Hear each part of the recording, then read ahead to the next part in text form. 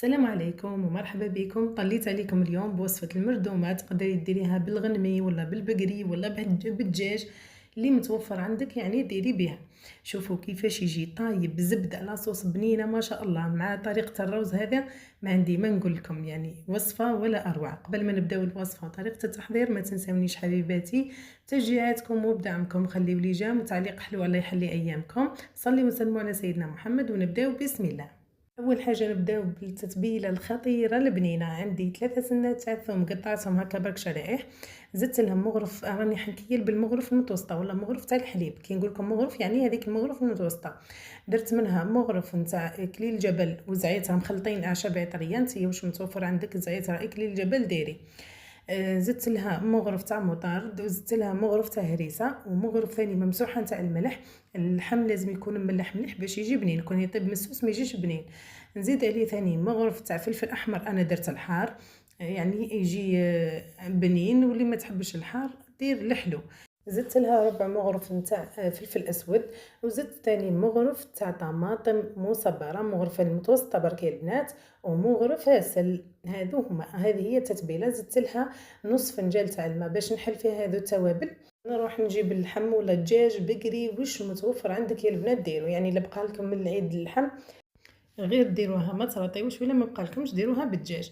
لهنا خلطت هذوك هذوك التوابل مليح، وجبت لهنا اللحم يعني على حسب افراد العائله ولا واش متوفر عندك. انا لهنا درت غير 3 ونفرغ عليها هذيك التتبيله وندخلها مليح مليح بيدي هكا باش يدخلوا داك التوابل مليح في اللحم. وتقدري تخليها يعني من ساعتين ولا ليله كامله، قد ما خليتيها يعني في التتبيله راح تدي بنا اكثر، يعني تشرب هذيك الدواوات مليح. لا انا هاني كيما قلت لكم راني ندخل فيهم بيدي مليح مليح باش تشرب التوابل.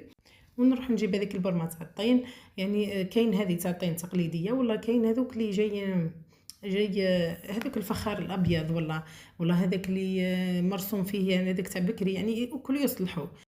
جبتها لهنا ودرت فيها راس بصله مقطع شرائح، راس بصله يكون صغير مقطع شرائح، وحبه طماطم صغيره الا كانت عندك يعني متوسطه ولا كبيره ديري الا نص.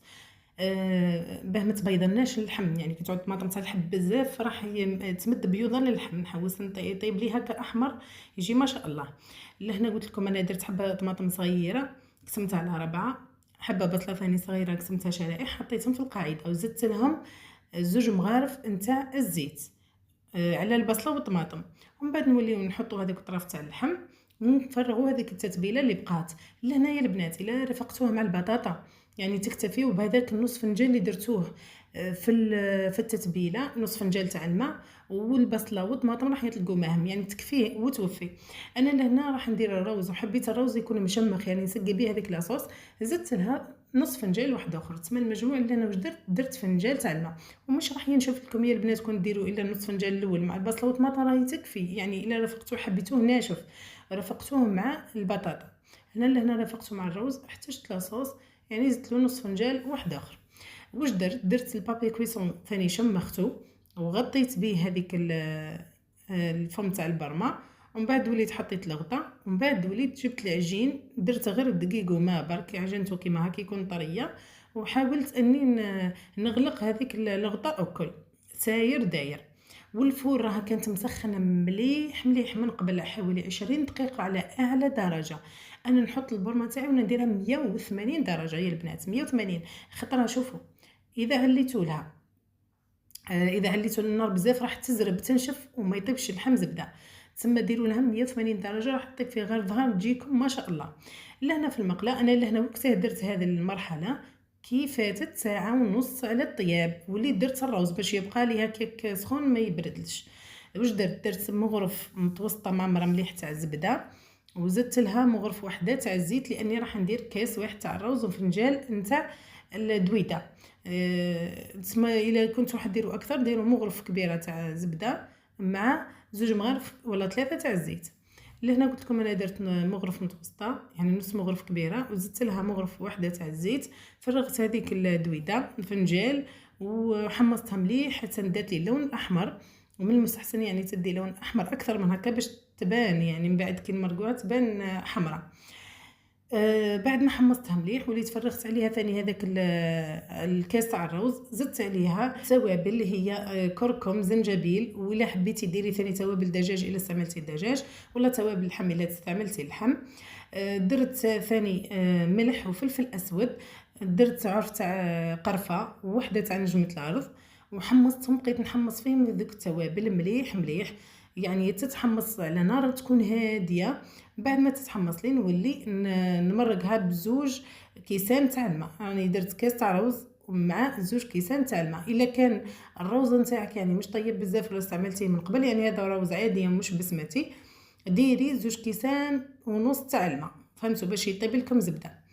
لهنا بعد خليت الروز على النار هاديه حتى تشكل لي هذيك الفقاعات وينشف طول من الماء، وما تقويولوش النار. شفتوا هذاك الكانون راني بدلته، راني درت على هذاك اللي نديرو عليه البريس الصغير، فما باش طيب غيرها ويطيب لي الروز على حبه.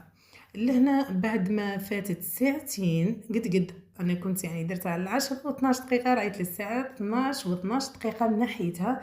كيما شفتوا راه فيها لاصوص وطيب اللحم زبده، جبت باش تعطيني الريحه تاع الفحم، جبت هذاك الباستي هذه شعلتها، درت لها شويه تاع السمن من الفوق وخليتها، حطيت عليها الغطاء وخليتها تطلق هذاك الدخان لداخل تجي فيه الريحه تاع الجمر. لهنا بعد ما طاب لي الروز، شوفوا كيف طاب على حبه ما شاء الله، فرغته في الطبسي كما قلت لكم راه بقى يعني سخون، فرغته في الطبسي وجيت لهنا حطيت عليه اللحم. اول حاجه نحيت هذيك الجمره بعد ما يعني حبس الدخان طول، ومدت فيها بنه ما شاء الله، يعني تقدروا تستغنوا عليها مش ضروري. شوفوا كيفاش يطير العظم وحده وطايب زبده، والبنه ما نحكي لكمش على ضمانتي. لهنا راني حطيتهم، شوفوا كيفاه محمرين ثاني، وغير تضغطي عليها تجي تتفتت. سربيتهم لهنا فوق الروز. وهذيك لاصوص راني سقيت بها المره الاولى كيما هكا، يعني تاع سقيت شويه وهي مايها، ومن بعد حكمت هذيك اللي بقات لي غاي فيها بصله طماطم مع هذيك التوابل وكلش. بعد ما اخترت وليت ميكسيتها باش ما تجينيش تعودي تاكلي ما تجيش هذيك البصله وحدها وطماطم جلوف هكا، ميكسيتها باش تجي رطبه، وسقينا بها هي البنات، جات بنه بنه بنه والاروع. يعني تقدري ديريها، تقدري تاكلي روز هكا ناشف مع اللحم، يعني اللي ما يحبش المشمخ ما يديرش هذيك لاصوص، يستغنى عليها. احنا نحبوه يعني مشمخ كيما هك. راني كبيت عليه، شوفوا لاصوص بعد ما ميكسيتها جات ما شاء الله، مع رشه تاع دبشه وشويه تاع القارص، وكان الطبق واجد وجاء ما شاء الله. جربوه على ضمانتي، يجي بنين وطايب زبده. تتبعوا باك الخطوات، وخاصه في الفور اللي قلت لكم 180 درجه باش ما يزربش يتحرق لكم ينشف لكم ويبقى مش طايب. وراني شعلت له غير من تحت، يعني ما تشعلش من تحت ومن الفوق. هذه هي وصفتنا النهار اليوم، نقول لكم مع السلامه.